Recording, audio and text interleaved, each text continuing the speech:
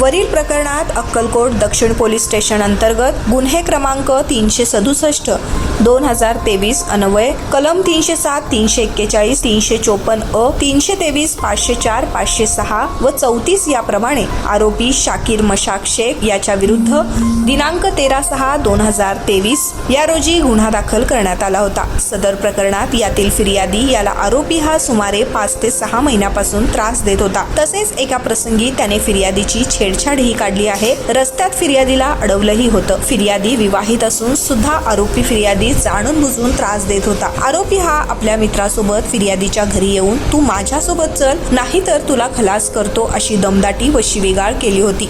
या प्रसंगी फिर्यादीचे पती आरोपीस वरील वाईट कृत्य संबंधित विचारले असता आरोपीने जीवे ठार मारण्याचं उद्देशाने सोबत आणलेल्या चाकूने सुद्धा फिर्यादीचे पतीच्या पोटात खुपसून गंभीर जखमी केले होते आणि फिर्यादीच्या पतीच्या पोटातून रक्त आलेलं पाहून घरातील इतर लोकांनी त्याला यातायात सिव्हिल हॉस्पिटल सोलापूर येथे दाखल केले होते आणि त्याच्यावर खासगी रुग्णालयात शस्त्रक्रिया झाली होती। आरोपीचा जमीन अर्ज जिल्हा व सत्र सोलापूर येथे फेटाळण्यात आला होता। तसेच त्यानंतर आरोपीनं आपला जामीन अर्ज मुंबई उच्च न्यायालय दाखल केला होता। मुंबई उच्च न्यायालयातील न्यायमूर्ती M.S. कर्णिक यांनी आरोपीचा जामीन अर्ज सशर्त मंजूर केलाय। यात आरोपीतर्फे ॲडव्होकेट कदीर औटी, ॲडव्होकेट आकाश कवडे, ॲडव्होकेट दत्तात्रय कापुरे यांनी उच्च न्यायालयात काम पाहिले।